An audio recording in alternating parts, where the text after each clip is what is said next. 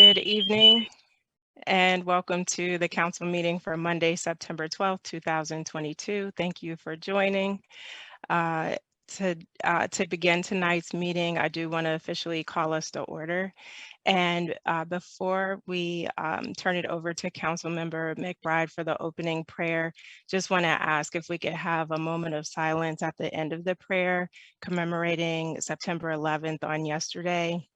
And the fact that it's hard to believe it's 21 years since that horrible tragedy occurred. And so with that, Councilmember McBride, I'll turn it over to you.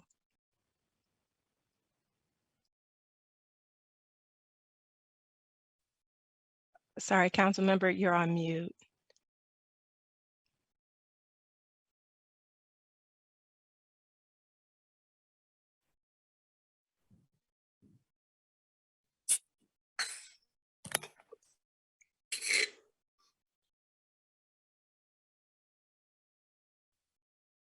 You're on mute Sorry. again. Yeah, it turned off of mute and your box highlighted and then it went back on.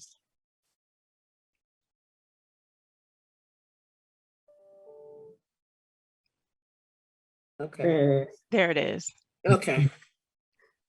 Dear Heavenly Father, we thank you for this day. We thank you that you've allowed us to go on our several vacations and be able to enjoy ourselves with our family or whatever we saw fit to do. We thank you that you brought us back together safely with no hurt, harm, or danger. We thank you for those that are here today online in Bladensburg and those that are far off. We ask you, Father, to bless us.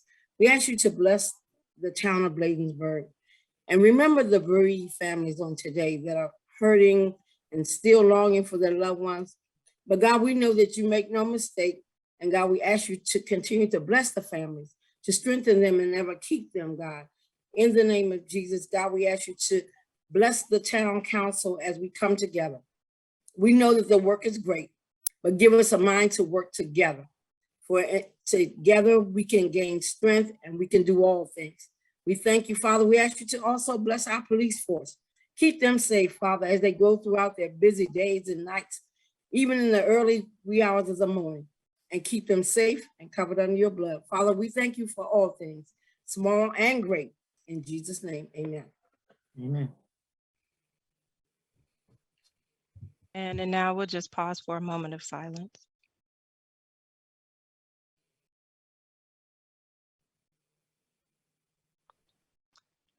Thank you. Again, we honor those who were brave on September 11, 2001, without regard for their own safety, rushed in to provide care and safety to those who were impacted by those tragic terrorist events. And we also want to acknowledge the lives that were lost and those family members who are still trying to find a path forward in the midst of their grief. And so at this time, we'll turn it over to Mr. Tonelli's camera here for the Pledge of Allegiance. I pledge allegiance to the flag of the United States of America and to the republic for which it stands, one nation, under God, indivisible, with liberty and justice for all. Thank you. And Mr. Tonelli, thank you for being the flag bearer tonight, since we didn't have our virtual flag this evening. At this time, I'll call for a motion to approve tonight's agenda. So moved. Moved by Councilmember Brown. Is there a second? Seconded. Seconded by Councilmember Rao. Any corrections, amendments, or discussion? Hearing none, I'll call for the vote. All in favor, let it be known by the saying of aye. Aye. Aye. Any nays? The ayes have it. Thank you so much. Tonight's agenda is approved. At this time, it is a very, very special treat to turn our attention over to the Bladensburg awesome police department. We have, I know that on the agenda it says 2 new additions, technically 3. If you missed the work session, then you have to go back and watch it to understand what I'm referring to. But we're so thrilled to have the addition of Major Cedric Dickerson as a new addition to the police department. And then following his swearing in, we'll also have Lieutenant Richard Poole appear for his swearing in. So Chief, before we commence with the swearing in, did you want to do brief introductions of your two newest superstars over there? Yes, ma'am. Thank you, Meg. Good afternoon, council, colleagues, and community. First, I'd like to just say, our hearts go out to the men and women of 9/11, and I want to thank the mayor and council for taking time to recognize the bravery and courage that each of those almost 3,800 members lost their lives rushing in to save, perfect strangers, but they lived up to what they served, what they took an oath to do, and that's serve and protect. With that, I would want to introduce two of our new team members, and then I will briefly introduce our third. I'm trying to cue them up. First, I introduce Major Cedric Dickinson. Comes to Bladensburg Police Department with over 33 years of public safety experience. He served over 23 years with the Prince George's County Police Department and obtained the rank of Major District Commander. Prior to retiring in January 2022. Deputy Chief Dickinson served as District 5 Clinton Commander for approximately 6 years and served as District 5 Assistant Commander for approximately 1 year. Deputy Dickinson served in various assignments throughout his career as a Prince George's County police officer, to include District 5 Shift Commander, District 4 Shift Commander, Special Operations Division, K9 Supervisor, National Harbor Unit Supervisor, District 3 Shift Supervisor, and as a field training officer, as well as a police officer. Prior to joining the police department, Deputy Dickinson served with the Prince George's County Department of Corrections for 10 years. Throughout his career, he served as a K9 officer, housing unit officer, transport officer, and processing officer. Throughout Deputy Chief Dickinson's law enforcement career, he has been successful at developing crime reduction strategies, managing and operating an effective and efficient district station, and developing and maintaining strong working partnerships with community leaders and stakeholders. Deputy Chief Dickinson focuses on keeping the community engaged and informed by hosting and participating in numerous police community events, attending numerous coffee club meetings, citizen advisory council meetings, and participating in numerous community walks. Deputy Chief Dixon looks forward to working with Chief Collington and the dedicated men and women of the Bladensburg Police Department. His cliche ends with, together we will work to provide the excellent police services the citizens of the town of Bladensburg deserve. And that is Major Dixon, and I'll read Lieutenant Richard Poole.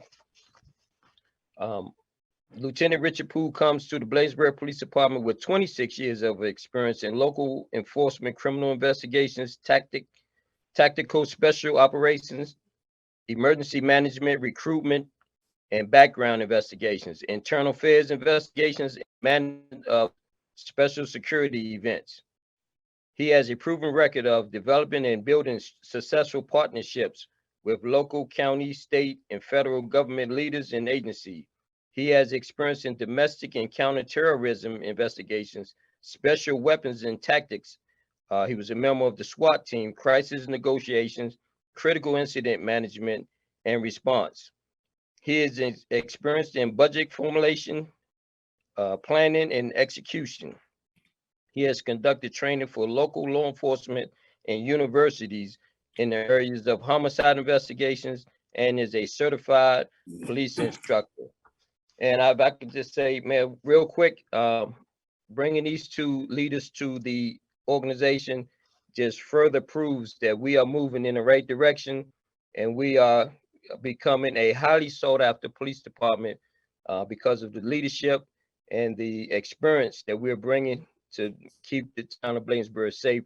And I'm so proud to have brought both of these individuals to the team. Chief, I couldn't agree more. That it's outstanding hearing the deep extent of the background of not just Lieutenant Poole, but also Major Dickerson. So thank you for the recruitment efforts and the team efforts with all the interviews to get us the best of the best. And so with that, I just want to make sure, is Lieutenant Poole here? I'm trying to scroll. So Lieutenant Poole did have a conflict this evening, Okay, and I told him that I would just introduce his bio, and okay, we will meet him later. okay. So But if I his need picture to, and bio will be in my monthly letter. perfect. Thank you, Chief. So with that, I will go ahead and administer the oath of office to Major Dickerson. So let's see. Good evening, Major. How are you, sir? Good morning, Mayor. How are you this evening? Doing well. Good to see you. So Good evening to the town council as well. I'm pleased to be able to stand before you to take my oath of office. wonderful. And I'm sorry it's virtual, but we're going to make it work. And so, That's absolutely fine. yes, so let's get underway. So with that, Yeah. I'm going to stand. I see you standing. Yes, I am. All right, let's adjust this here. All right, please raise your right hand and repeat after me.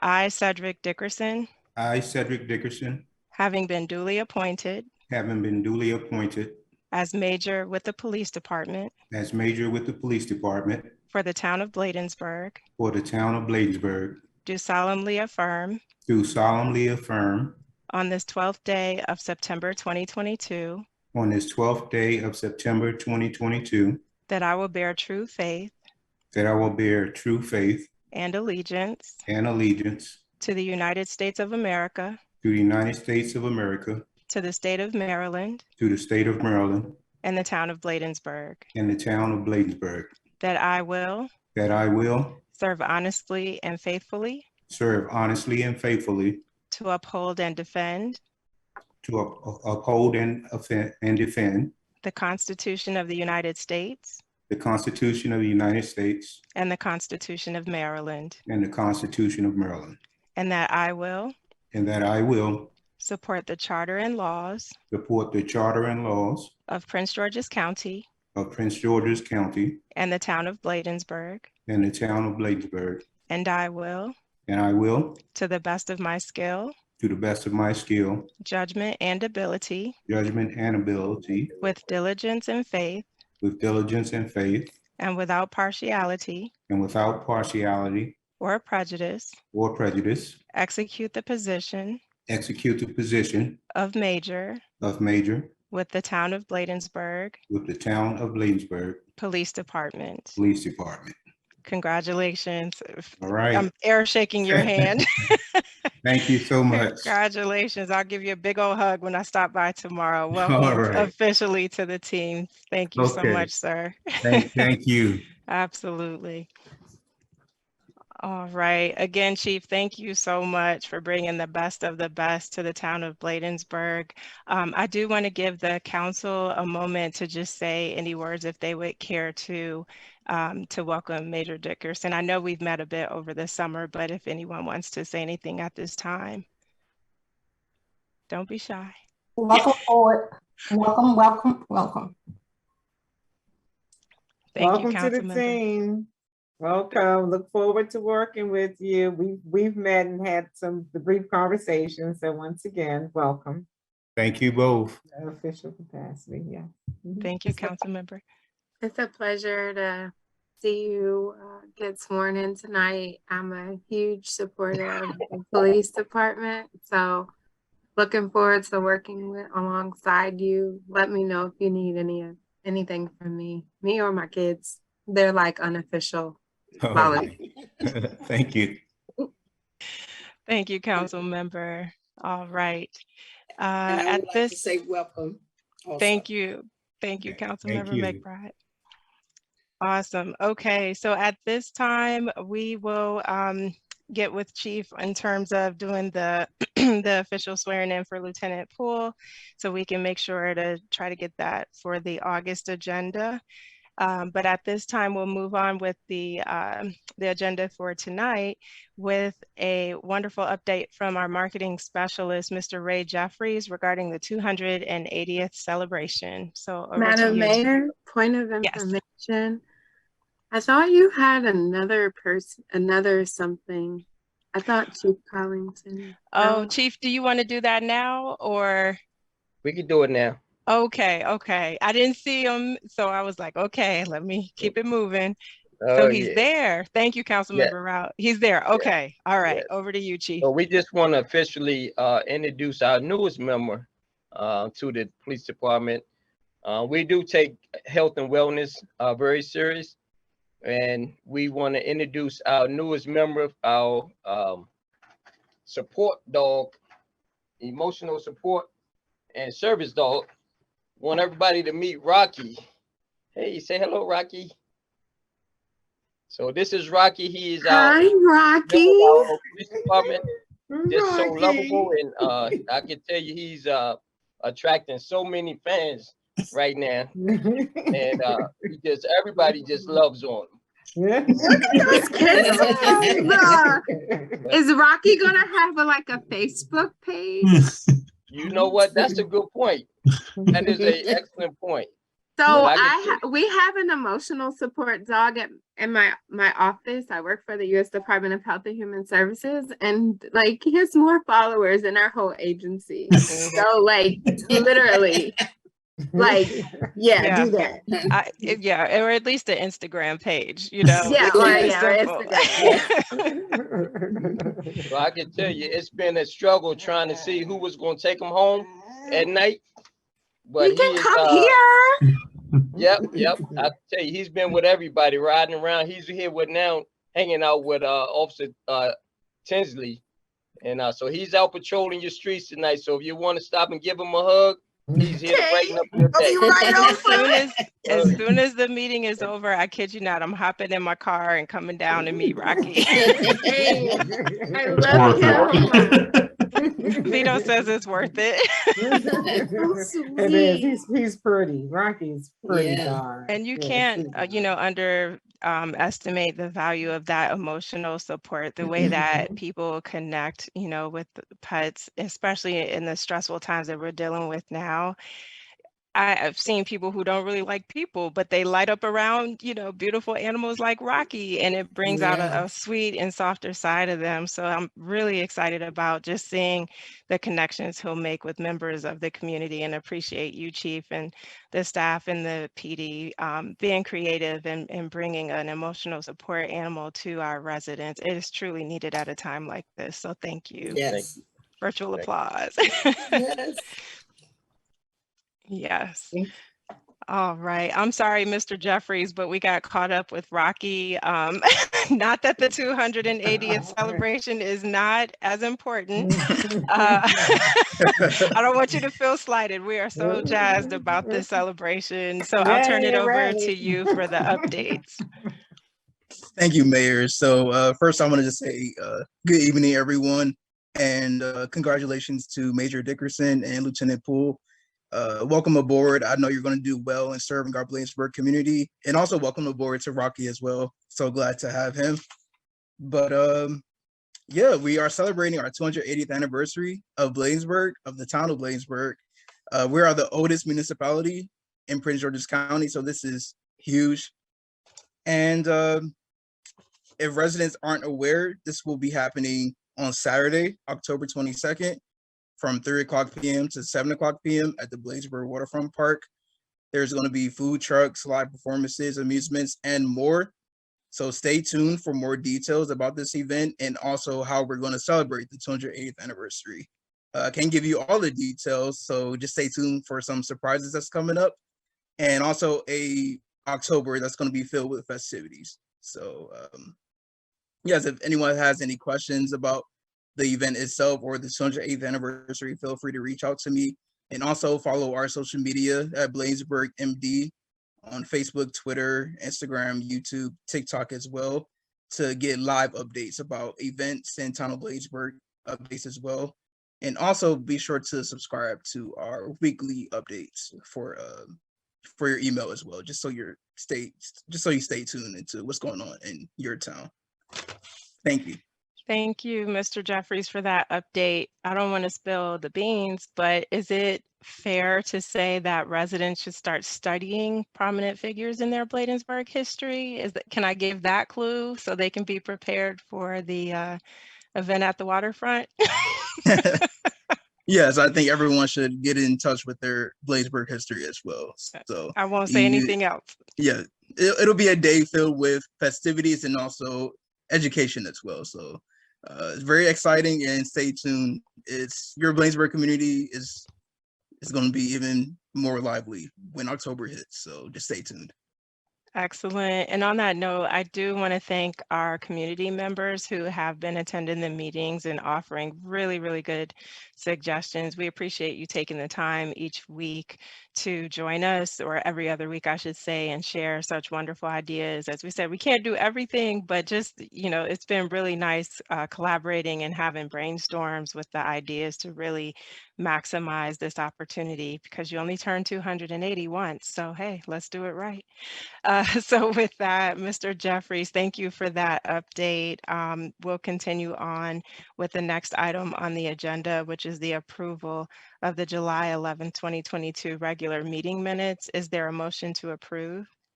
So moved. Moved by Councilmember Rout. Is there a second? Second. Seconded by Councilmember Brown. Any discussion or corrections? Hearing none, I'll call for the vote. All in favor, let it be known by the saying of aye.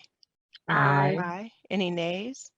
The ayes have it. Thank you so much. The minutes are passed. At this time, I think I turn it back over to you, Mr. Jeffries, for public comments. Yes, so Okay. I have one public comment here from Miss Susan McCutcheon. And it states, "Good evening, Mayor and Council, town staff, and Bladensburgers. The relative lull of summer is over, and we are back in the throes of mundane to broadly consequential activities, from back to school adjustments to major midterm elections that will affect the direction of our country. Again, I urge residents to become involved, which does not mean dedicating your life with all its demands to civic engagement, rather taking a little time to read about what is happening in our world and watch local council meetings and email or call to give your input. Thoughtfully consider what you can do, not just what can be done for you. Vote and be counted, but in an informed way. Do not buy slick political promises without digging deeper. Many politicians will overpromise and yes, lie to give the people what they want to hear so they can be elected. Our Bladensburg 280th anniversary is coming up. I hope residents will come to the celebration, not only because it will be a fun party with fireworks, but to learn about the town's history and think about where we were, where we are today, and where we are going. As far as the history of our famous and historic port, look at the warts and all as you ponder our own participation in the slave trade. Just as with our communities across the nation, our town has evolved for better and for worse, and faces our country's multitude of troubling existential challenges.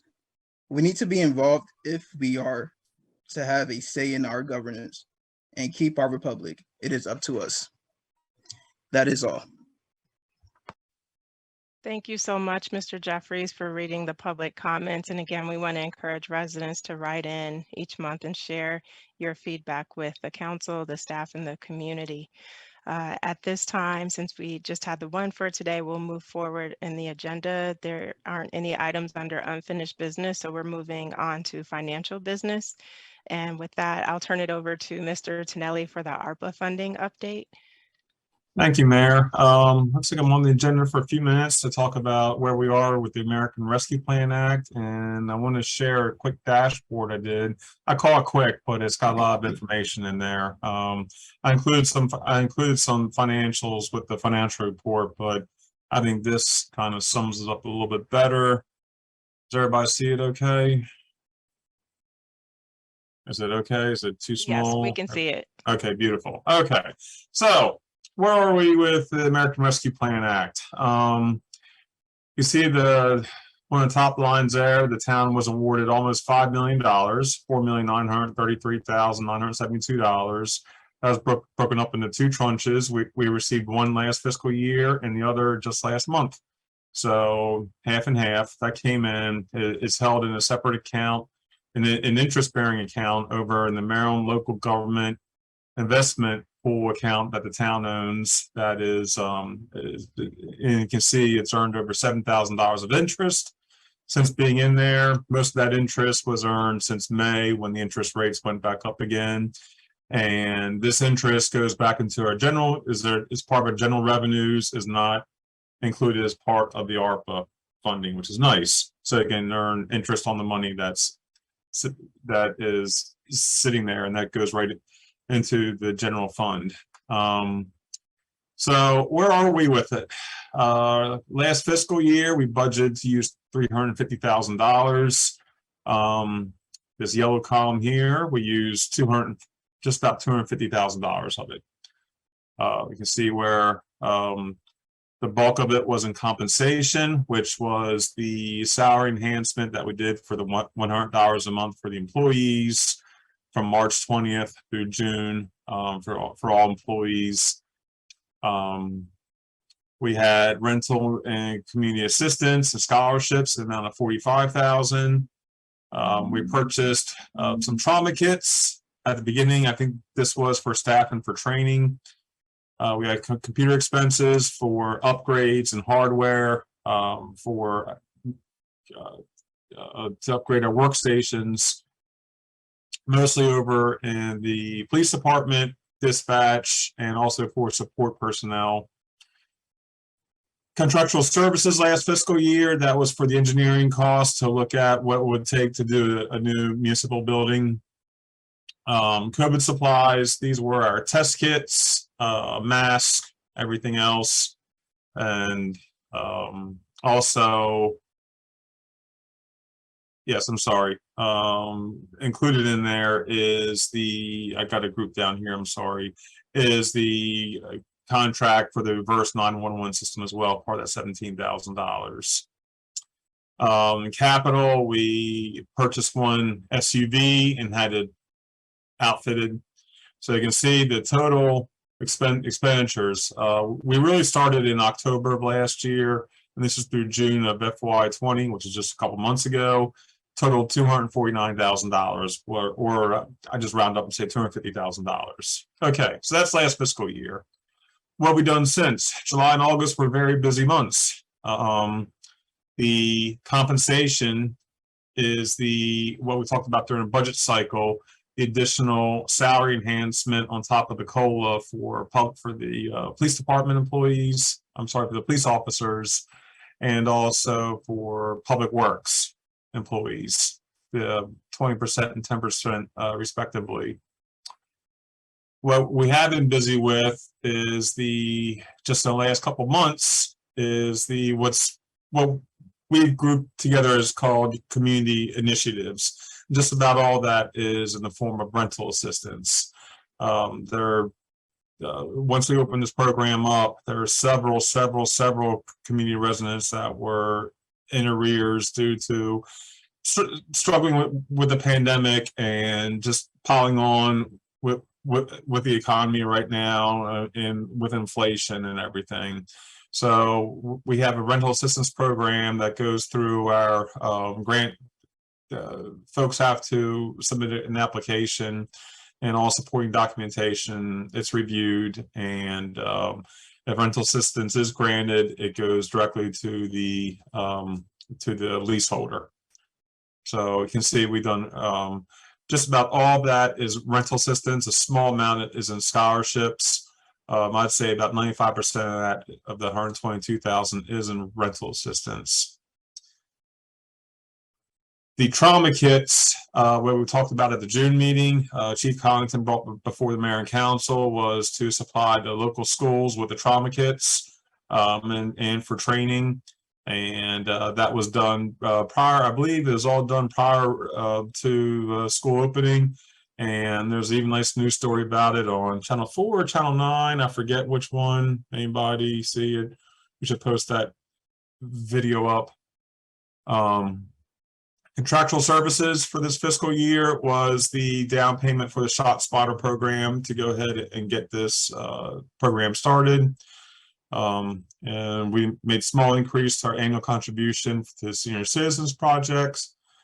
And we've also funded the 4 new SUVs, which still need to be outfitted.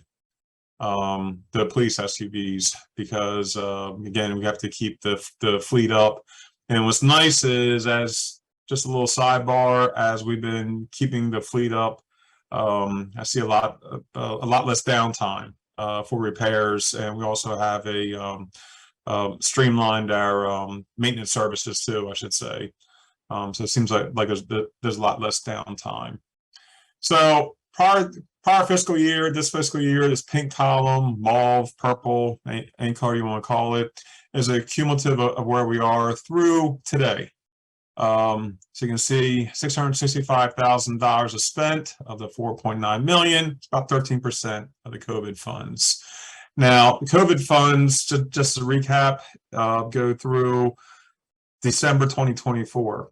So we have FY23, and we still have FY24 coming up, 6 months into FY25, but you really have until FY26, because if you tag expenditures, getting contracts or anything by December 2024, you have until, I think, December or June of 2026 to expend those funds that have been contractually obligated, or, say, I'm still trying to get, as we get closer, and I'm sure they're going to finalize it, if you just budget for it, is that going to be good enough, or do you have to actually have a purchase order and a contract? But we're a year and a half away from that point right now. So you can see the budget balance also in this column that's not highlighted. Budget balance, what is planned or budgeted to be spent by the end of this fiscal year. Again, we're only in September right now, but this is budget. Okay. So let's say we spent the entire budget balance. We would have spent $1.4 million projected at the end of this fiscal year, which is about 29% of total COVID funds. Now, we said we were going to look at this monthly or quarterly, and the emphasis really was heard from the Mayor and Council on the community assistance line item here. You can see, I mean, it's been a very busy 2 months here. We're at $122,000. We have a budget balance of $159,000. A lot of the budget, though, as we talked about during the budget process, was placeholders, because we want to see the need and everything else. But we put placeholders in the budget. So as things come up, as projects come up, or as ideas come up with the Mayor and Council, this all can be, of course, updated. So as we see the needs and everything.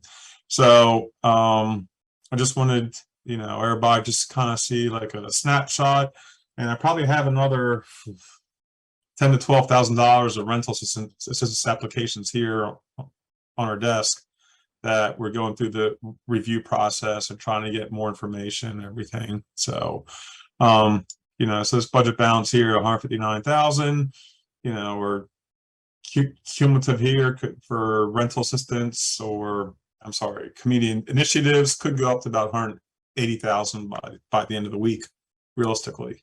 Depending on staff availability, though, we're down a couple staff here with COVID and everything, so it just slows things down, Tad. So, but that was about 10 minutes, Mayor. So I want to reserve a few minutes for any questions. Yeah, Vito, I'm sorry, Mr. Tonelli, thank you for No, that that's fine. overview. It was super helpful. Councilmember Brown, I'm going to come to you, but before I do that, this is where I just wanted to express my gratitude to the town council for making the ideating about how to utilize the money for COVID to best support our residents in such a positive way. And then also just want to thank the staff for making it just so efficient to actually get the resources where they need to go. in that regard, I'm trying to say this without tearing up, but we had a woman in Ward 2 who reached out to Councilwoman Ivy's office. She was probably 6 months behind just because of being out of work due to COVID, taking care of her mother who's going through chemotherapy, and trying to get her treatments. And right at the moment where she finally got a job over the summer, you know, the evictions had started rolling through a couple months ago, even though they were on pause during the height of the pandemic. And so she was literally on the verge of being put out, like we're talking a matter of 24 hours. But because of Ms. Greco from Councilwoman Ivy's office getting in touch with me, we got her that application the same day. Within a probably 24-hour period, you all were able to process the check and just provide a copy so that she could take that to her court date. That was on Wednesday. The court date was on Friday. And you guys literally saved this woman and her child and her mother, who's dealing with chemotherapy, from being homeless. And it chokes me up every time I think about that. But that's how powerful it is to be able to use this money for good. And so to the council, again, I just want to thank you all so much for just being so thoughtful and generous and just open and receptive to that whole process of figuring out how we could best leverage the dollars to help Bladensburg residents. So Councilmember Brown, thank you for your patience. I just had to give you guys a huge shout out, but I want to turn it over to you because I've seen your hand waiting patiently. Oh, yeah, no, thank you, Mayor, and thanks, because you know that this is a team effort, and when you look at the results and the outcome, it's the outcome of the team coming together and doing what I think that what we are supposed to do, and that is to help people and to help our Bladensburg residents, and we were, you know, fortunate enough to receive the amount of ARPA funding that we received. So definitely thank you to the council, you as well, Mayor. Thank you to the staff for just rolling up your sleeves and jumping in and making sure that we had the not just the vehicle, but we had because kind of like at the drop of a hat, there had to be some guidelines and stuff that were additional ones that had to be put in place so that we would to make sure that we continue to stay in compliance. You know, because that's really big for us. But the other part that I just want to contribute, and you know, thank you, Mr. Vito, as well. But just wanted to let all of our residents, let the ones who have tuned in tonight know that the town is going to do a distribution. So all of our residents will be aware of this program, the American Rescue Plan Act, and providing the rental assistance, mortgage assistance, and utility assistance.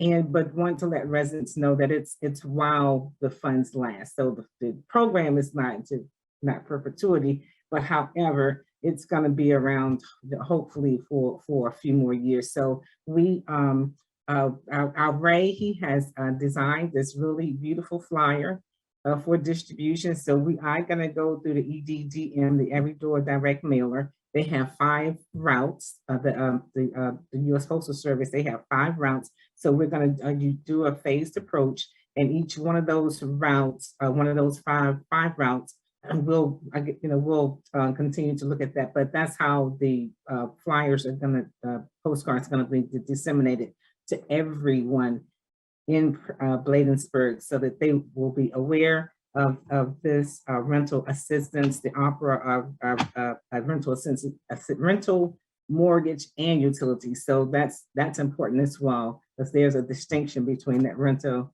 the mortgage, and the utilities, or the utilities through this community initiative.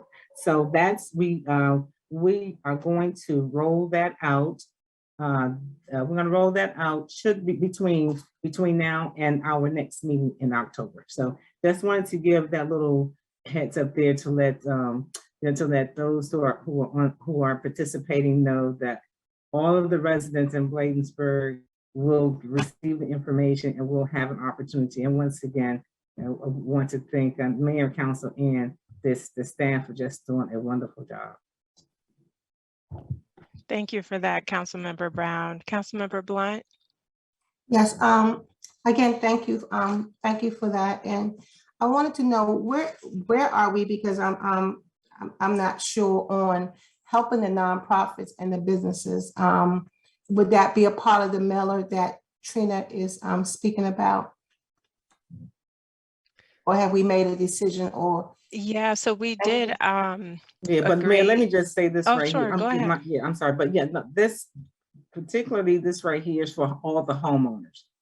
That piece with the businesses, that's different. So go ahead, man. But this particular one that I just spoke to is for all the residents, not the businesses or nonprofits. Right. So I was going to say, we had talked about asking staff when we approved the money for the nonprofits and businesses to develop the application so that we could share that with members of the community. But I was going to ask, if you don't mind, Councilmember Brown, would you be willing to work with Mr. Jeffries to develop a similar postcard that we could send out to our nonprofits and businesses, since you guys already have that flow Absolutely. down, and Yeah. no sense in reinventing the wheel. Absolutely. Okay. Okay. Yeah, Because absolutely. But like, thank you. Because to Councilmember Blunt's point, we really do want to start targeting those businesses and nonprofits who are in need as well. And I love the phased approach, so we don't overwhelm staff by hitting everyone at once, but just really being thoughtful about, how many we approach or hit at what time, so we can make sure that we don't put the information out there and then it takes 6 months to process it. So thank you for giving some thought to that as well. Let me just scroll and make sure I got all the hands. Okay, so with that, we are going to move forward with the next update under new business. And we talked about this in the council work session, that the Maryland Municipal League Fall Conference conflicts with our regularly scheduled work session, as well as the council meeting for October 12th. So wanted to have a formal vote by the council to move both meetings to Monday, October 3rd. Is there a motion? So moved. Moved by Councilmember Rout. Is there a second? I'll second. Seconded by Councilmember Blunt. Any further discussion? Hearing none, I'll call for the vote. All in favor, let it be known by the saying of aye. aye. Any nays? The ayes have it. Thank you so much. And similarly, we discussed the consultants to help with a consultant to help us move our new municipal center project forward, as well as the new trade school. And there was agreement amongst the team to do that in an effort to support town staff, not just now, but even once we have a new town administrator on board, to have that additional bandwidth, because 2 major capital projects occurring at one time is going to require a lot of administration and coordination, as well as communication flow. So with that, just want to call for a vote to approve staff moving forward with an RFP for a consultant for the municipal center and trade school. So moved. Moved by Councilmember Brown. Is there a second? Second. Seconded by Councilmember McBride. Any further discussion? Hearing none, I'll call for the vote. All in favor, let it be known by the saying of aye. Aye. Any nays? The ayes have it. Thank you so much. We'll table this item because there's really no vote that needs to be happening at this time. This is going back to the work session discussion and the recommendations from Councilmember Rout. So we just want to move forward in that effort as we continue investigating information regarding rent stabilization programs for our residents. And then moving forward with item D on the agenda, I wanted to just point out, this was in our council packet.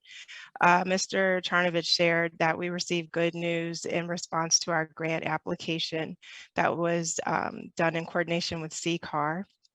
And so I'll read the message from CCAR specifically. Good afternoon, Mr. Charnovich. I have great news for the town of Bladensburg. You may remember that the town of Bladensburg agreed to join Central Kenilworth Avenue Revitalization, also known as CDC, CCAR, and the Neighborhood Design Center to increase tree canopy within the town under the Urban Trees Grant Program. We received notice of award on July 15, 2022 from the Chesapeake Bay Trust to plant as many as 300 trees throughout the town and unincorporated areas of Bladensburg. So the email goes on, and they note that they'll need to sit down with Mr. Tarnovich to start charting out this fall and for the spring the areas where these trees need to go. But similar to the stormwater management conversation we were having earlier, this just furthers the efforts to implement measures that are natural to help with the stormwater collection and minimization of stormwater flow off and pushing pollutants into our bay and other waterways by developing this tree planting program where the tree roots will grab and collect and filter a lot of those water, heavy rains and waters that flow through the town on too frequent of a basis. So congratulations, Bladensburg, another grant in the books. We can plant up to 3 trees. Not only is that going to help with our air quality significantly, but again, it'll go a long way in helping with our stormwater management mitigation efforts. Any comments or questions? Let me scroll. Sorry, I'll hold on. Okay, no hands. All right, so the next item that we have on the agenda, which I'm super excited about, I hope residents aren't upset, but the speed camera program is in full effect. And I hope all of our residents are abiding by the speed limits, especially in the school zone. So Chief, I want to turn it over to you for an update on this program that has been a long, long time in coming. We're so happy it's finally up and operational. Yes, thank you, Mayor. Good evening, council, colleagues, and community. Yes, man, we are in full enforcement mode at this time. We begin issuing warnings July 21st, and we went into enforcement mode August 10th. And today, we have recorded 1,224 speeding violations in the town. So we are continuing to work with our vendors to obtain permits to put our cameras on state roads. We are very close to having those permits approved. And once that is accomplished, we will move the speed cameras out, and state roads would include Annapolis 450, Edmiston Road, as well as Kenworth Avenue. So we will have our cameras out to slow motorists down driving through our town to keep our pedestrians and residents safe. Chief, thank you for that update. I just want to make sure my audio didn't count out. Did you say over 1,000 violations? Yes, ma'am. 1,224 violations so far. And Wow. we just went in full enforcement mode August 10th. So that's why I was asking, because I wrote down August 10th and I thought that can't be right. Oh my goodness. Today's only September 12th. So we're literally talking almost 30 days to see you're going to slow some people down in the community. And that's a good thing, especially now that school's back in session. Yeah, we want to let the residents know those aren't paparazzis behind them, those flashing lights. If you exceed the posted speed limit, expect to be held accountable. Councilmember Blood, I see your hand. I'm sorry for laughing. We're not laughing because there's cameras. It's just that safety to our children while going to school. Yes. But Chief, I have to ask a question. Even though the violations, could you put a total behind it if it was charged, or is no total? I mean, well, 1,224 times 40. Each citation is $40. Wow. Okay. Okay, Vito.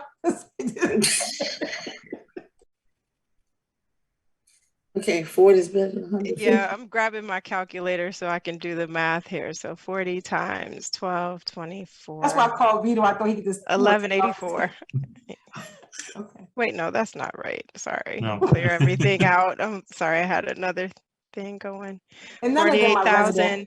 $48,960. And there's going to be some lag there between payment processing and going through the vendor and the third party. Administrative, so. Right. Right. So working with our vendors, the good thing about it, if you do receive a citation and fail to pay it, you can request a court date. But those that choose not to pay, will not be allowed to register their vehicles. So that's the caveat to it, that if you want to keep your motor vehicle registration current, you must pay the citations.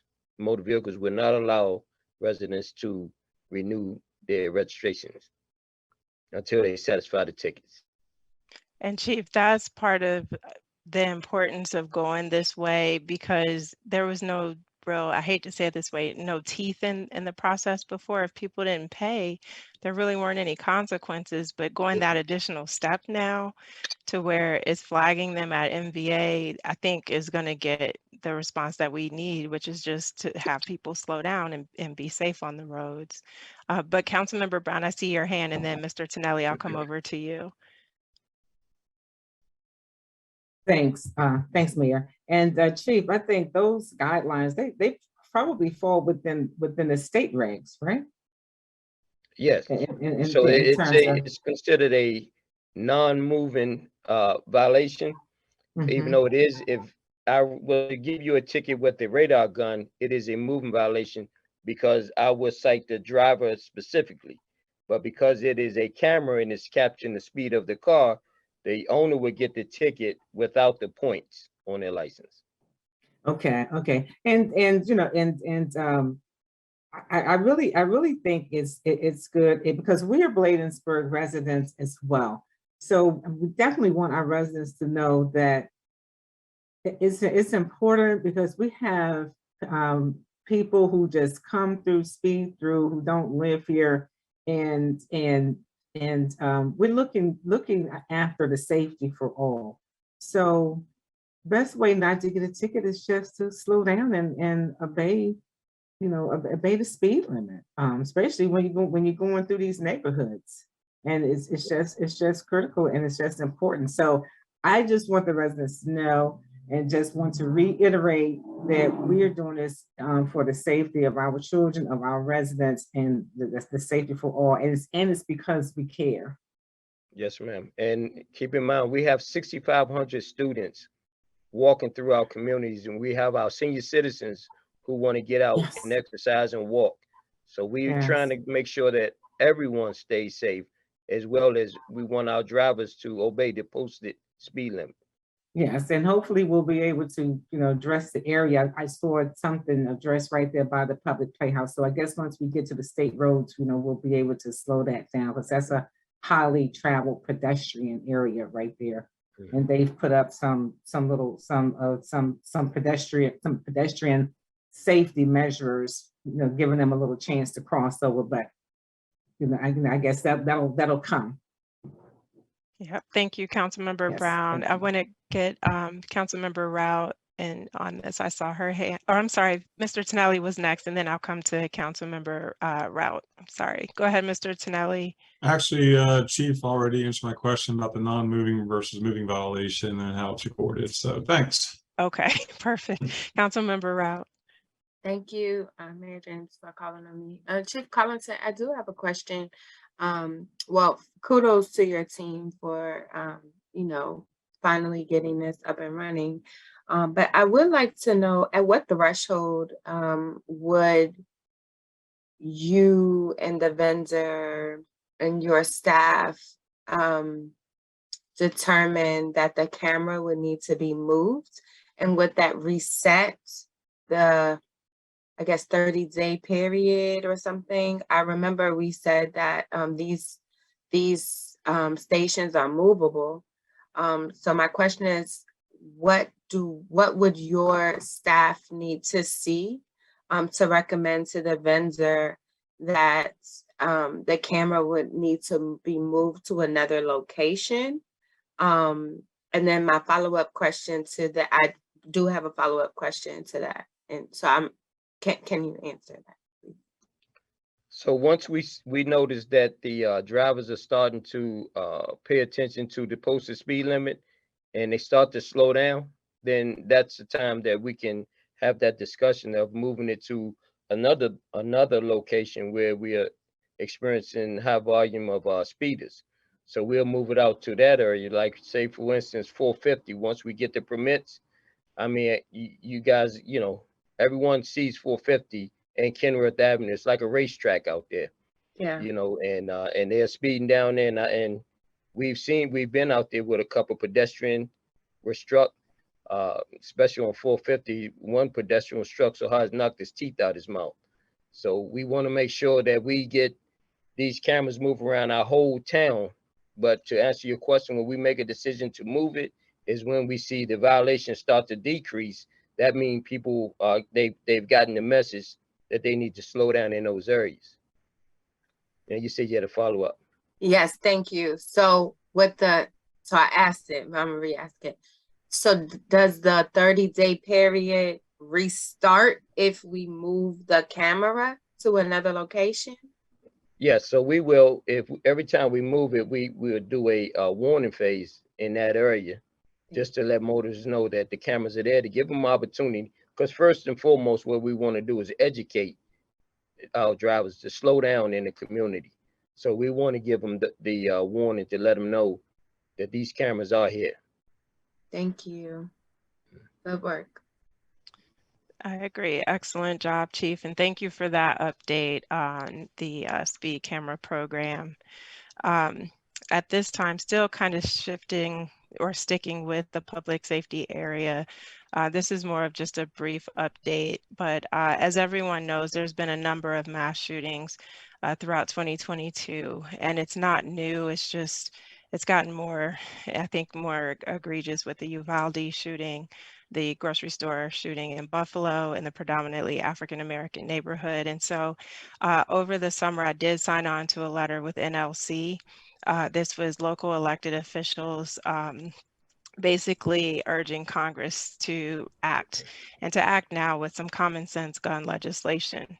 Because as much as we want to help our local communities, the reality is this needs to happen at that federal level, where the necessary authority lies in terms of permits, who can and who can't obtain guns and things of that nature. So following that, Mr. Charnovich turned me on to an organization called Mayors Against Illegal Guns. And so I did join up with that organization, and we'll put out a press release sometime this month, but just wanted to update the council and the community to let you know I did sign on with Mayors Against Illegal Guns, and there's a statement of principles, which I'll just read briefly, but the idea is just to share with you what the mission is, and hopefully we can leverage some of the activity in Prince George's County to help achieve getting rid of or minimizing and ultimately getting rid of illegal guns in Bladensburg. And so it simply says, whereas as mayors, our problems may look different from town to town, but we are united in our duty to do everything we can to protect our residents from the threat of gun violence.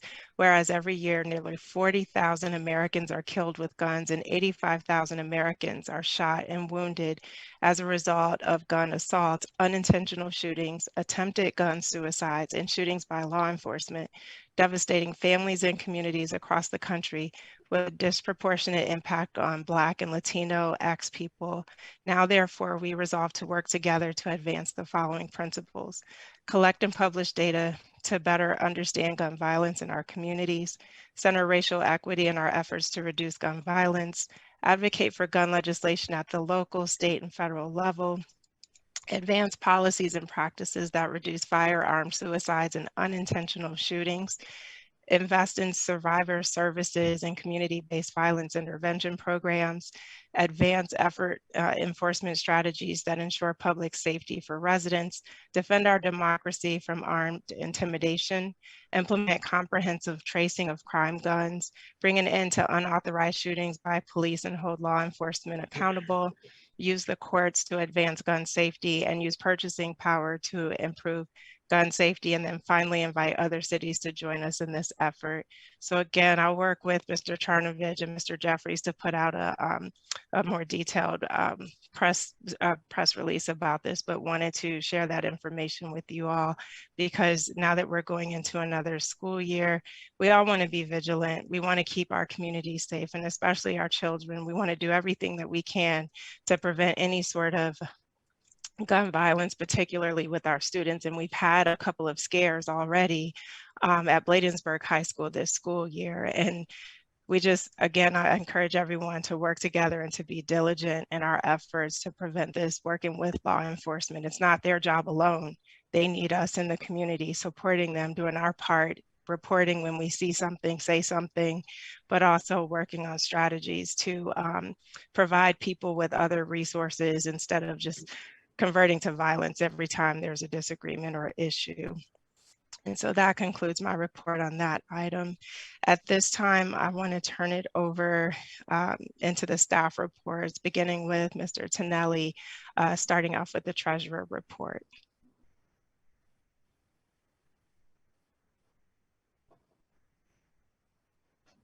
Give me 1 second.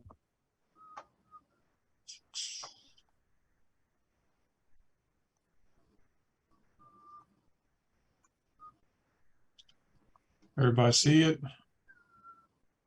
Treasurer's report, financial summary. Yes, we can see it. Okay, good. All right. I don't see it on my end, so I don't know what's coming up. This is more of a year-end report for FY22, since really we are just starting September, or partway through September, and we just finished closing out the fiscal year. We still have some straggling bills that come in that we have to track down vendors and say, hey, you know, where are these? So this allows us to close out the fiscal year, and I could just I did a full summary. I'll just touch on some highlights really quick. We budgeted to receive $7 million in revenues. We received 95% of those revenues. We had some we didn't receive the speed camera program of $100,000 budget because that just started at the end of the fiscal year. So that deferred those revenues there under service charges. We did better on personal property tax, which is a business personal property tax on inventories, furniture and fixtures, and income tax. This was kind of talked about all year long at my conferences. They kept the state between the controller's office and also Board of Estimates kept upping the anticipated revenues because they're realizing that the pandemic didn't have as much adverse effect on the economy as they thought, especially those with the higher wage earners. Now, of course, the lower wage earners in the retail and restaurant business, it did hit, you know, but the ones that are paying the bulk of the taxes, they found out that it did not adversely affect them and actually weathered the storm pretty well. So they upped the revenues and estimates, which upped the collections, which brought in more revenues to the town. So we received 95% of the budget revenues. Oh, let me touch on this real quick. Fund balance transfer, pretty much a rounding error. We budgeted to use $536,000 of the fund balance. Right now, it looks like we're going to use about $16,000. Dust hasn't settled yet, but that's just that's pretty much breaking even for the town. That means the expenses exceeded revenues. Now, if we want to be aggressive, we could transfer a little bit more of the ARPA out, but I just would like to kind of close the books and move on because I'd rather have specific ARPA-related expenditures instead of just trying to make a rounding difference so we break even. But that's just me. Expenses by department, pretty much in line across the board because the revenues are at 95%. We kept the expenses by department down to 95% overall. Mayor and council, right on budget. Town administrator was over budget primarily because of the increased costs in the Port Towns Call Bus program. We had that budgeted to pause the entire year, but we kicked that service back up again, and we realized a full year of expenses against it. Town clerk, under budget, as well as finance overall. Public safety, even with staff vacancies, we're still at 100% of budget, and that was because really what was offset by any staff vacancies during the year, we got hit pretty hard with a workers' compensation increase rate, which really jumped it up. But overall, the police department had stayed right within budget. Public Works, under budget because of the Director of Public Works position was in there, along with some other expenses that did not happen this year. So that goes towards the savings. ARPA projects, as I talked about about an hour ago, we had budget $350,000. We identified $250,000 of expenditures. And the grants expenses for the final closeout of the, I got mixed up, I'm sorry, 57th or 58th Avenue project with CDBG. So that's it in a nutshell. We started our audit process. As I said, now we can get everything to the auditor, all the financials and all the backup schedules that go along with it to start the audit. We've been sending documentation back and forth about, minutes and everything else, and any changes during the year, and also this is just through June of FY22.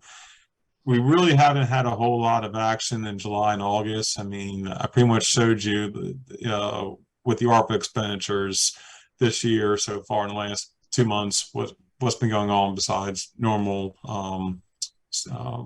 payroll and utilities. And I'll do a financial report for this fiscal year at the next meeting, which should cover the first quarter. If anybody has any questions. Any questions from the council?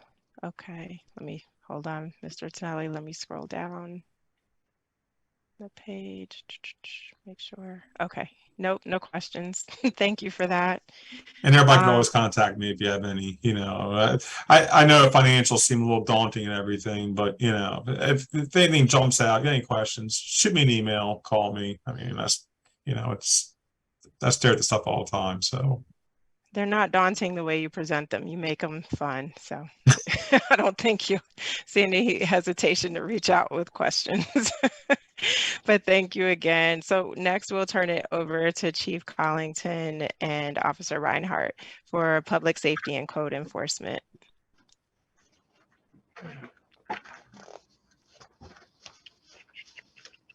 Thank you, Mayor. Thank you, Mayor, Council, and community and colleagues. I just want to start off by saying, first, I want to recognize today is National Police Women's Day. So we want to thank all of our female law enforcement officers and thank them for the hard work and dedication that they do every day out here, especially in this challenging time. We want to especially shout out our female police officers, Sergeant, Detective Sergeant Ramirez, as well as Officer Thornton. Those two women really carry the flag for the organization, and they represent the women in law enforcement very well. So I want to do a special shout out to them and all of the women that serve. Our crime stats so far for the month of August, our officers responded to 845 calls for service, and they range from assaults to just trespass. And I just want to say that with 845 calls for service, officers out there, I want to commend them for the good job that they do each and every day. For Part 1 crimes, we had a total of 42 Part 1 crimes for the month of August. We had 2 aggravated assaults, 3 burglaries, 8 motor vehicle thefts, 3 robberies, 1 theft from building, 12 theft from autos, and 6 thefts. And we had 6 porch pirate thefts where suspects go up and they steal packages off of porches.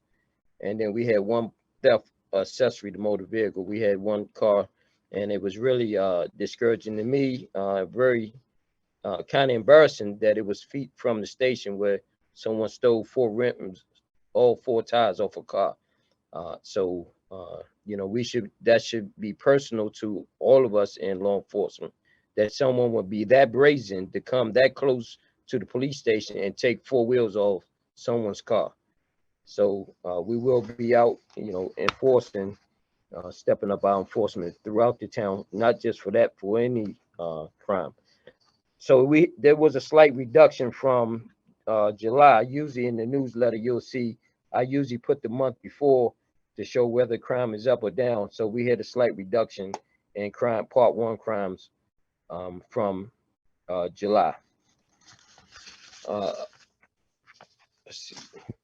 So I'll let Mr. Reinhardt do his, so I don't take up my 3 minutes, 5 minutes there.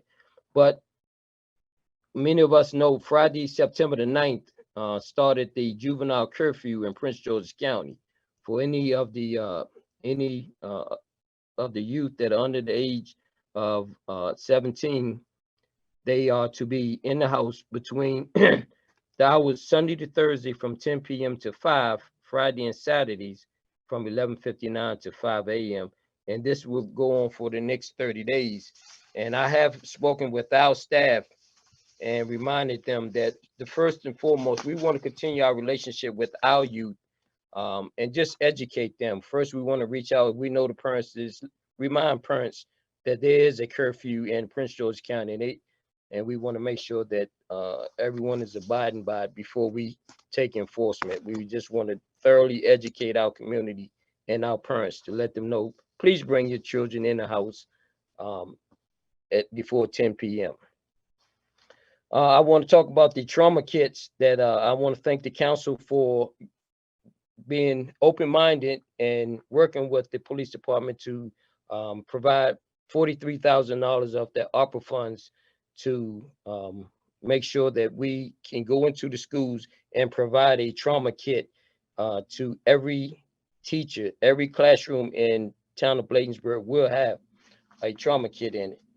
And so far today, we have trained over 330 school teachers in the town of Bladensburg. Tomorrow, we will be training 150 more, which will bring that total to 480 teachers trained in the town of Bladensburg. And I want to commend our teachers and principals for being open-minded and taking this training very serious, because what we learned in best practices is that if someone knew how to apply a tourniquet, a sucking chest wound, gauze on there, could have saved their life.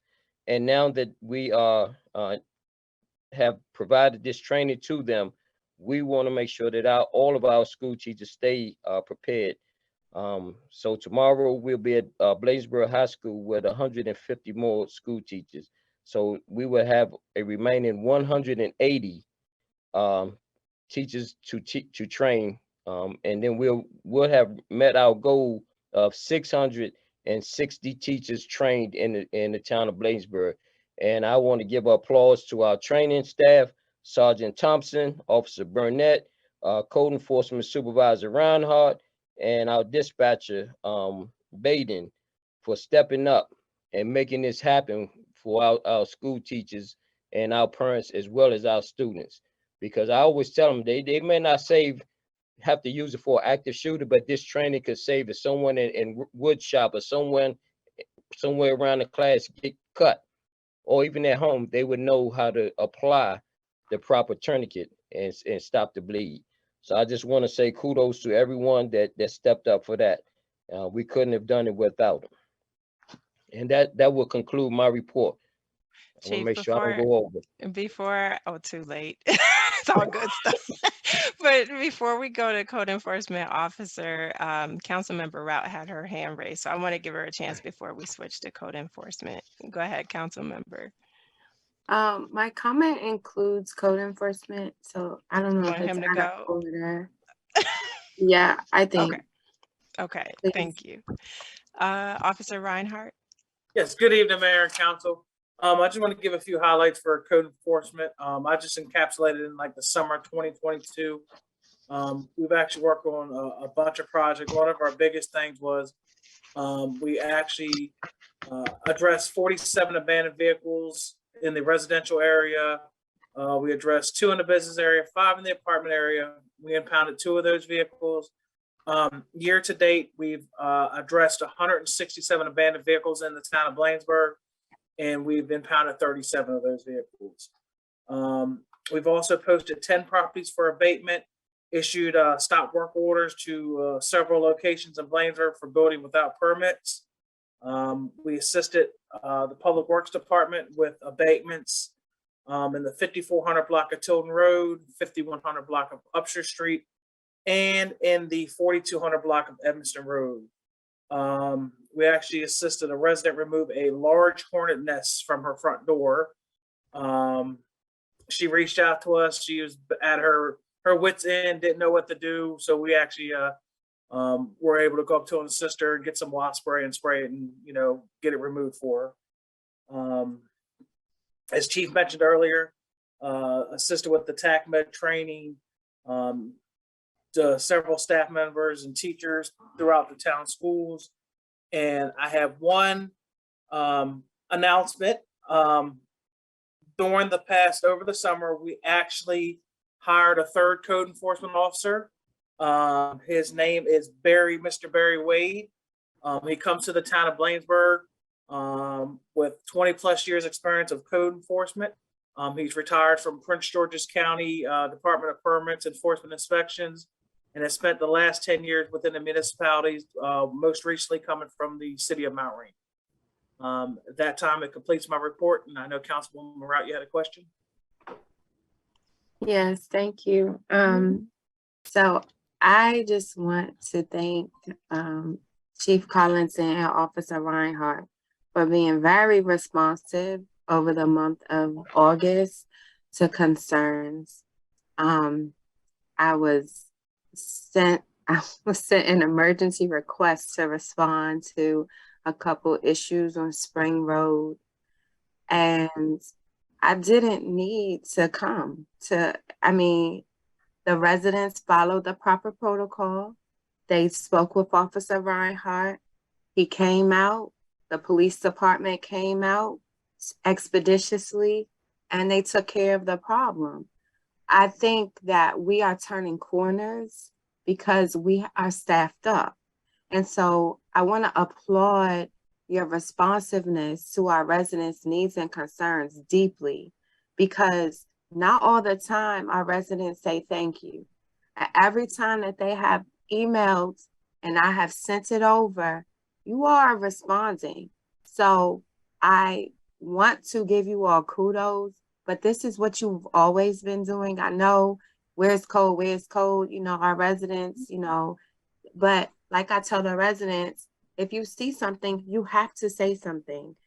Our code enforcement and our police are not searching for, they're not like, this isn't Mulberry, Councilmember Brown, that word Mulberry. Like, they're not certain, we are actually responding, there are people getting carjacked and things like that. So I just want to say thank you, because everything I've sent over you while I was on recess, you all have gone above and beyond. And so I thank you, and I look forward to continuing to serve our residents and to continue to ask them to respond. Thank you. And I appreciate that, Councilwoman. And something else that the residents kind of really don't understand is we're limited where we can go on certain properties within the town. So if there's something in your neighbor's backyard, just let us know. Invite us on your property. I know, I can't see it from the street, but if you're something that's really bothering you, please just let me know. I have no problem. You invite me on your property. I'll bring the coffee. We can sit and talk for a few minutes and just say, hey, and then we can figure out what's going on. But I greatly appreciate that hearing from you. And just on a similar note, definitely want to express my gratitude to code enforcement in particular. I know I had shared a couple of emails, one of which was about some illegal auto repair activity. and appreciate you. I didn't get the exact address, but you were able to help me figure out exactly where it was and jump right on that on top of the other concerns that the resident expressed. And so again, we encourage people, reach out to code enforcement. They're your direct line, or the police department. If you let us know, we've got to contact them anyway. So sometimes it's better to go to them first. And if you don't hear back, after you've tried once or twice, then definitely contact your council members, contact me, and we're here to assist. But sometimes you may slow things down coming to the council because we're at work during the day when our staff are here Monday through Friday, and we don't want to be a barrier. It's just we have jobs too, and we have supervisors. And so we may not be able to see your email coming in at 11:15 a.m. because we don't want to get in trouble with our bosses. So just please keep that in mind. Go to the staff first. The main number to the office, 301-927-7048. The police number, 301-864-6080. Reach out to our awesome team. They're there to help you, and we're here to support as well. But Chief, want to definitely applaud all the efforts that you're taking to really innovate and make us truly that 21st century level of police department in Bladensburg. We are so grateful for your leadership. Thank you, Mayor. And code enforcement, 301-927-0330. Sorry, So, I forgot that number. That's yes. Okay. I want to make sure I get it out there. Thank you for that. Thank you. All right, so we will move on. We unfortunately don't have Mr. Charnovich with us, and I didn't see Mr. Hall, so that will conclude the staff reports for tonight. We will move forward with the mayor and council reports, beginning with Ward 1, Councilmember Brown. Thank you for that, Mayor. And I would definitely like to ditto Mayor James and Councilmember Rout. We definitely like to thank our staff for just doing a wonderful, outstanding job. I mean, we know that a lot of things go on out in the town, illegal dumping, a whole host of things. But the important thing, like you said, if you see something, say something, and we can help. But I would just want to say welcome back. Although we go out and we are in recess, but we are still diligently working for our residents here because we love our jobs and we love what we do. I did attend a host of activities, back to school backpack program with Decatur Heights, National Night Out, celebration of the Mexican Independence Day, and a lot of other activities that went on in the town. But I just, within my 3 minutes here, I do want to reiterate, remember that the children are back in school. Definitely, please be mindful. And please, when you see a school as well, when you see a school bus and they have those signals on and it's asked you to stop, please do not go around the bus because some children are crossing the street.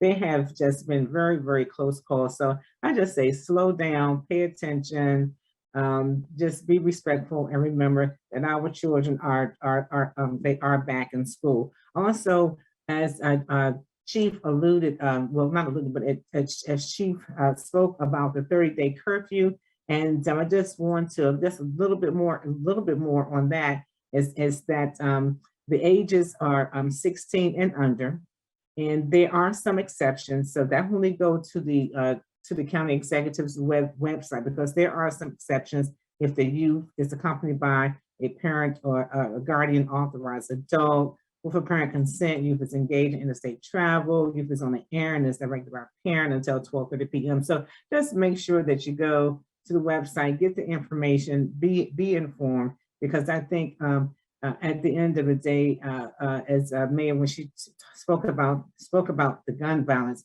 and some of this right here is to just try to help curb some of the gun violence because we love our youth and we want them to be safe and so just want to know a little bit more about it, go to the county executive's website and read about it. And then there's also remember to vote in the upcoming general election. That's Tuesday, November the 8th, 2022.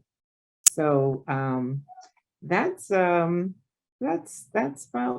much all I have. And once again, just like to thank the staff. What are you doing, Mayor? What are you doing? I was trying to show the clock, 16 seconds. I was like, you're doing good.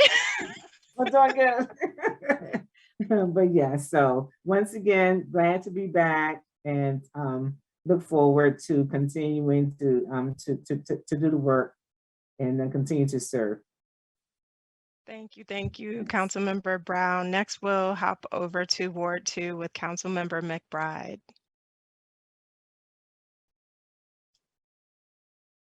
I think you're on mute still. Sorry. Yeah, you're on mute. There we go. Sorry. Maybe I'm not as excited to be back then. Okay, but thank you, Mayor, and to all the council. I did a few things during the summer. I attended the block parties, and I worked with the green team in setting up the event for the Boswick House. Also, continue conversations with them because there's some other things that we wanted to do with possibly rain barrels. And I'm glad Councilmember Rout was on that one. And I've just kind of just been around, just in the area, you know, being accessible, especially to Parkview, the seniors here. So they had a lot of requests from me for this summer month. But I'm back and I'm ready to work in whatever capacity is needed. Thank you, Councilmember. The farm committee. Oh yeah, the farm committee. Yes. Yes, I've been on quite a few Zoom meetings with the farm committee throughout the summer. They had scheduled, we were supposed to attend a big farm event, and I found out Friday they canceled it. So I was looking forward to that one. Well, thank you so much for your service throughout the summer months, and glad to have you back as well. Now that summer recess is over, at this time, we'll stick with Ward 2 and move over to Councilmember Blunt, who's been very busy getting ready for this week. Well, actually, the staff have, and I'm sorry. Good evening, everyone. I would like to say thank you, staff, for stepping in. I'm not used to that. I'm used to taking control, doing everything, but just having a staff who see the vision and putting that vision together, and they keep you on your toes. I'm busy over here on my job. Of course, I have a boss. I can't get out as much as a lot of you can, but you do keep me updated. I just want to say thank you. And if there's a senior in the community, please come out on Thursday to the senior gathering. I promise you, you would not be disappointed. Again, I also would like to say thank you, Council McBride, for being right there with me with the senior gathering. Again, my love for the seniors goes so far, and I know I could be doing more with the youth, but the seniors are my prize in the community. And again, thank you so much. And I look forward to you, Chief, with the food that you will be preparing for the seniors. And again, thank you. And please come out. Please come out. You won't be disappointed on this Thursday on the 25th. And again, thank you, thank you, thank you. Councilmember, can you remind everybody of the time, the start and end time, just for the residents who might be watching? It's from 10 to 2. Perfect. It didn't really start closing down around 1:30, 1:45, but from 10 to 2. We won't keep you long, but come out and engage and get reconnected with your fellow seniors. COVID is here to stay. It's not a dirty word. It's just a get to know about COVID, staying safe. It's not going anywhere. Please reconnect. Get out your apartment. Stop being scared. Get out your apartment and engage. Stay your distance, wear your mask, wash your hands, but please do not stay in your apartment. That's a lonely place.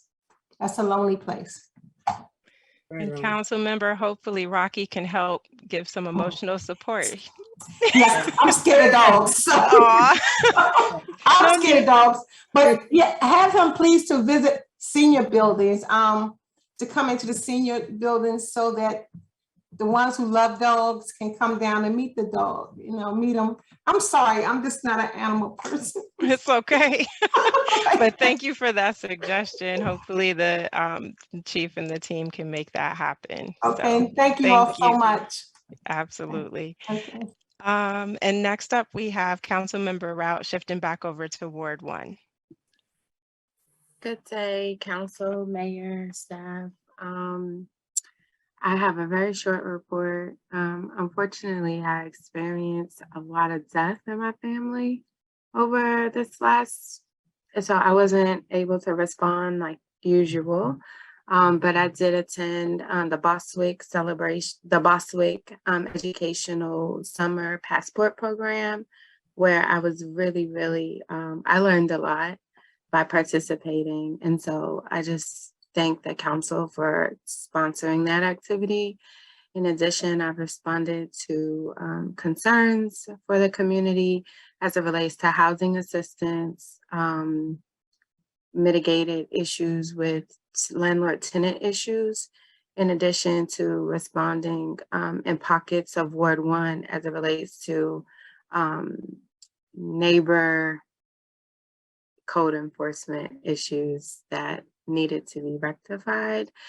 I participated in a host of backpack celebrations. In addition, I attended a backpack celebration that wasn't sponsored by the town, but I did participate with a couple of partners. I would like to take this time to thank Crystal Williams, who's a Ward 1 resident, who is really rocking. Like, she's done a lot of work related to just supporting residents and their needs.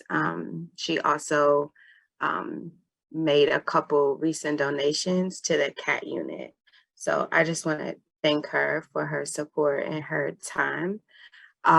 Legislatively, I have participated with the PG CMA executive board with the various surveys and readying ourselves for the work that we will be taking on as a member of the board. And we do have a PGCMA meeting this week. I will be in attendance. Lastly, I just want to give a shout out to all of the moms who survived the summer, right? And their kids are back in school. It was a tough one because I started a new job, and so like navigating a new job with working from home and having kids from home was really hard. It was harder than it was in COVID. So I just applaud all the parents who work from home. We should have like a support group or something. That's the end of my report. I yield back. Thank you for that report, Councilmember Rao, and for supporting the Summer Passport Program concept at Bostwick House and really getting excited about bringing the opportunity for young people to experience Bladensburg history. And also really appreciate all the work you did with Now Foundation on the big backpack giveaway back in August. That was awesome from what I heard. But in terms of my report, let me start the clock so there's no favoritism. I'm just going to do highlights and then I'll provide the written report to be posted. But definitely want to, in focusing back on July and August activity, again, thank everyone who made our July 1st fireworks celebration a huge success. The coordination between Chief Collington's team on public safety with the fire department to ensure everyone at the park got in and out safely, to ensure the fireworks went off safely with no incidences, having the EMTs there. I mean, they worked in such huge coordination.